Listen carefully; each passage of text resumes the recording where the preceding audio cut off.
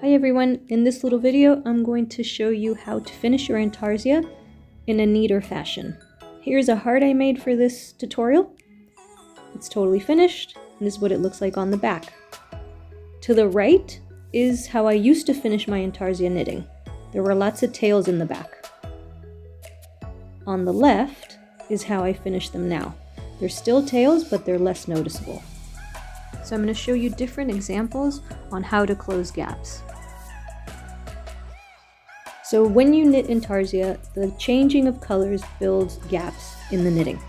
And they're not always noticeable, but if I pull on it, you can see them. These holes just make it look less neat. So I'm going to show you how to close these up.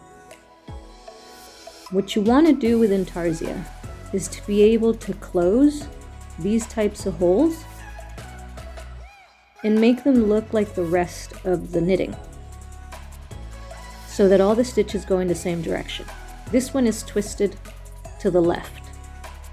So what we want to do is bring half of it to the other side so that it sits properly. So here's what it looks like on the wrong side. What you want to do is bring this yarn, this gray yarn, to the left to close the hole, like so. So what you're going to do is weave it into the fabric on the wrong side, and you'll do this with all your tails. But before we close gaps, I'm going to show you how to weave your tails. Basically, you're going to follow the knit on the wrong side, hiding the tail. Choose a place to start, and then go into the fabric, always making sure that your tension is okay, and up the fabric, and so on. It's kind of intuitive. There's no fixed science for this. And you can go down and always check how you're doing. It's the other side. Tension looks good. So now I'll finish weaving this tail. Then what I do is I open the yarn, divide it in half, and I continue in the same way, threading this half thread, half yarn, into the wrong side of the fabric, following the shape of the yarn itself. And then when I'm done, snip it off. So now we'll look into closing the gap at the bottom of the heart. What we're going to do is bring the gray thread to the left, and then we're going to weave that up into the rest of the gray of the heart. Sometimes when you weave, colors show through the front. So if that happens, just go to the back, undo it, and try again. So in order to fix that, what I'll do is I'll take the lighter color, the gray, and thread it through the darker color, through the blue, to bring the darker color forward on the right side of the fabric.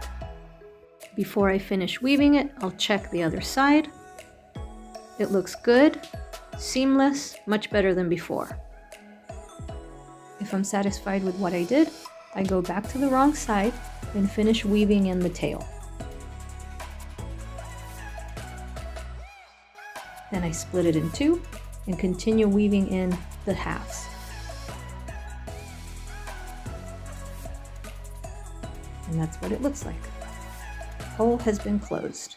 Snip the tail off, and off to the next one. This one is a big gap, as you can tell. That happened because I ran out of yarn. I ran out of the gray color, and I started another little butterfly of the gray color. So I have a bigger gap than normal. And I have two options. If you can see here, there are some little half circles, and that's what I want to imitate. So I have two options. One option is to bring this one down and weave, and bring this one up and weave. But I like to do something that gives me better tension, which is usually the problem with these big gaps. So I make a half knot, like so, and I leave it unfinished and continue weaving in those tails. It's good to always check both sides of the fabric so that you can check the tension and distribute it.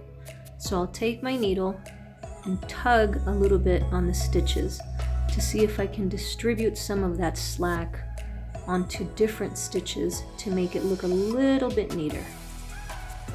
I'll do the same in the back, tug a little bit, tighten it up a little bit, and see if it looks better. Go back to the front, continue tugging, discover that I can take some of this tension to the left, make these stitches a little bit more even, and that looks a lot better.